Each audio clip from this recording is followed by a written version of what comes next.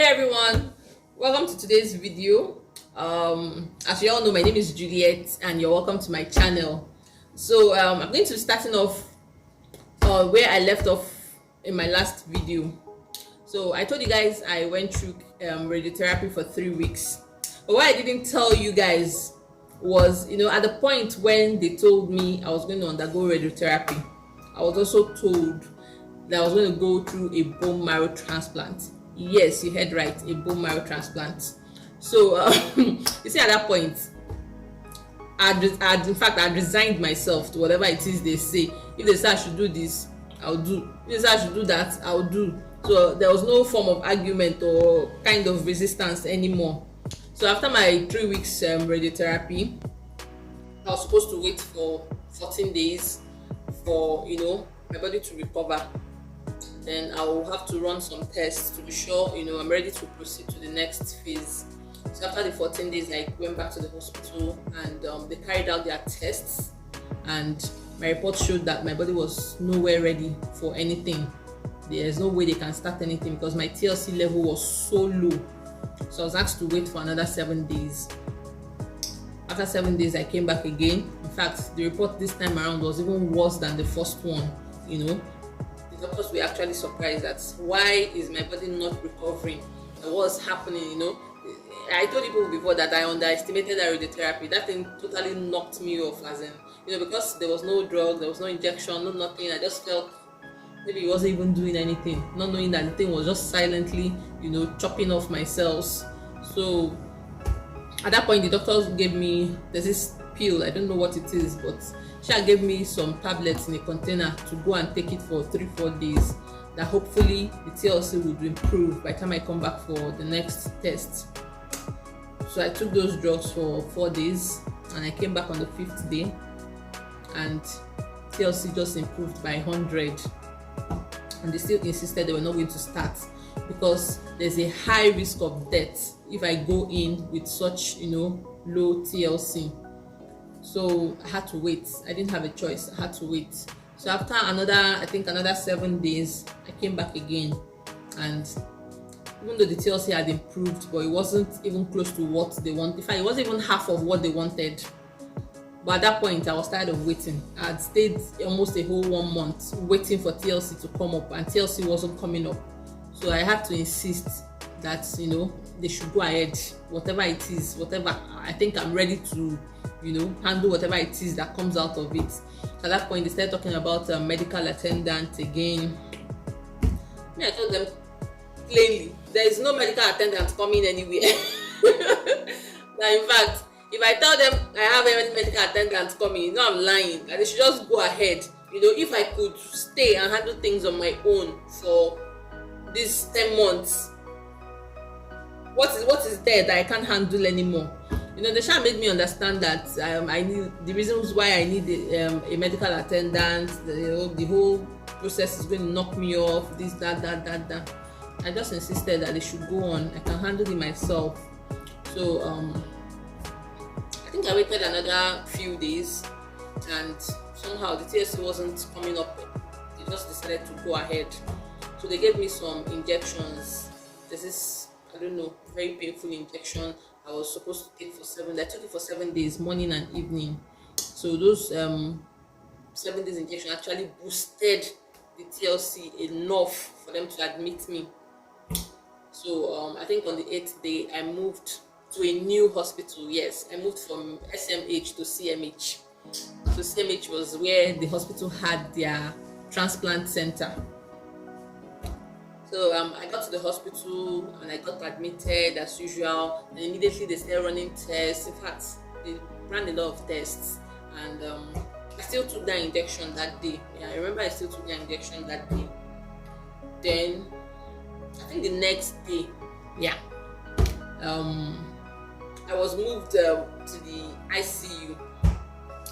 In fact, when I got there, I've never been so scared in my life with the kind of people I saw inside there, as the people that looked like their lives were hanging on a thread. As in, it was horrible. And at that point, I thought I was going to be there for a while.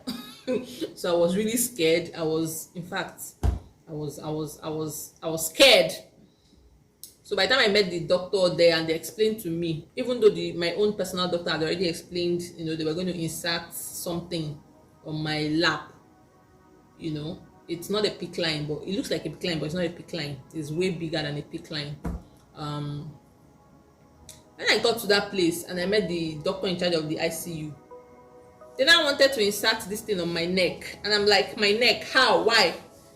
That I was told it was going to be on my lap, not my neck. Even hearing the fact that they want to put something on my neck scared the hell out of me. So I refused. I actually ran away.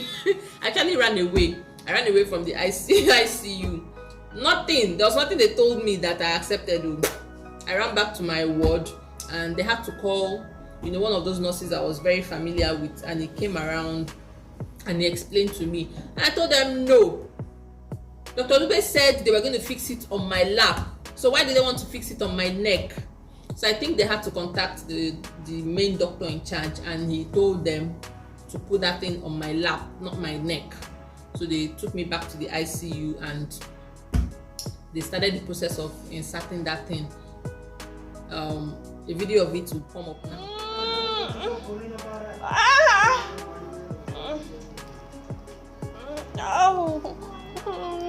It's okay.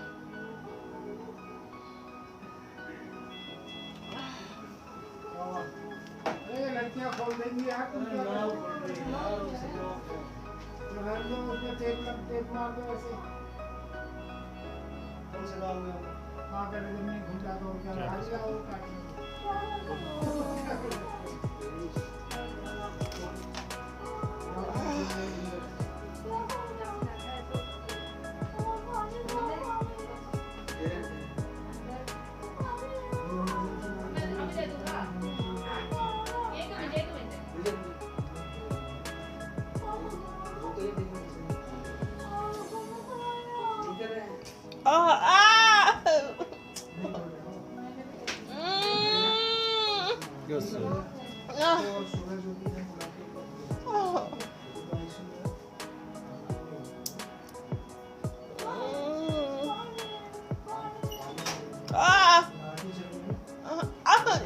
Done. Done.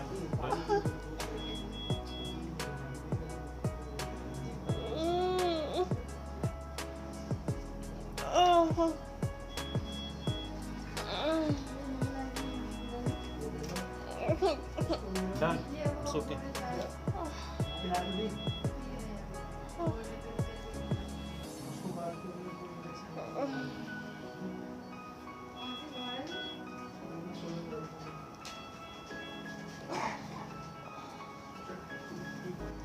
So after they inserted, it was a really painful procedure, really. But after they did it and all that, they took me back to my ward, and I think that was it for the day. So the next day, they started the process of draining my blood. Yes, you heard right, my blood was drained. My blood was drained for 2 days. Now, the process of draining the blood is not just, first of all, the process of bone marrow is to make sure,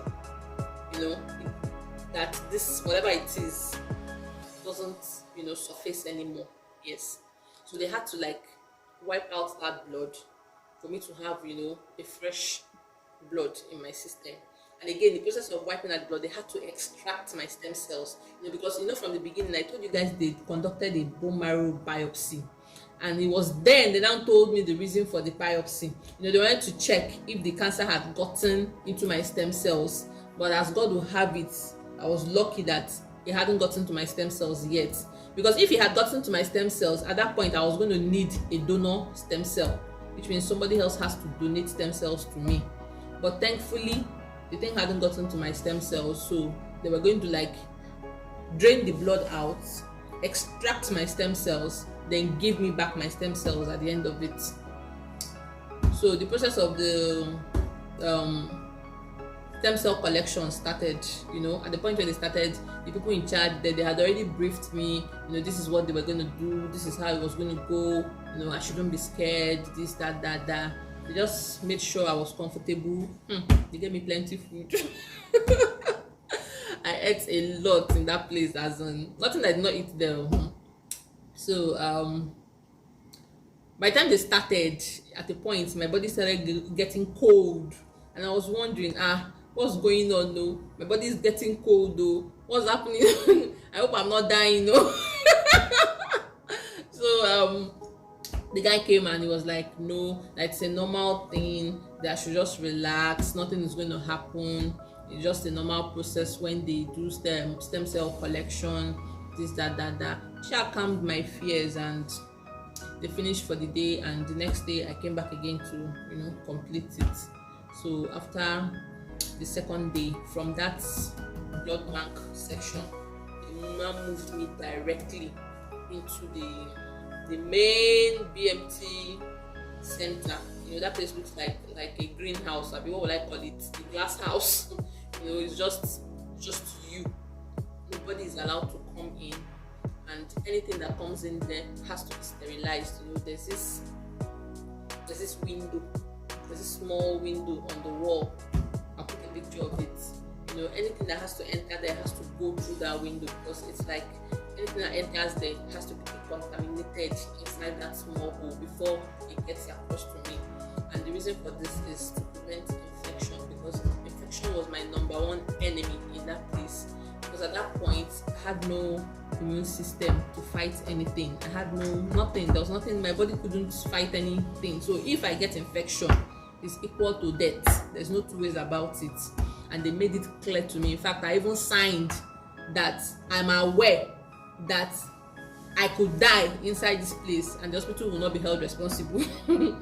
So that's how I got into the BMT, let me call it cubicle. The BMT room. Yeah. I think I'll stop here for today. Yes, I'll stop here for today. So watch out for my next video where I'll explain the whole transplant process. Yes. Bye.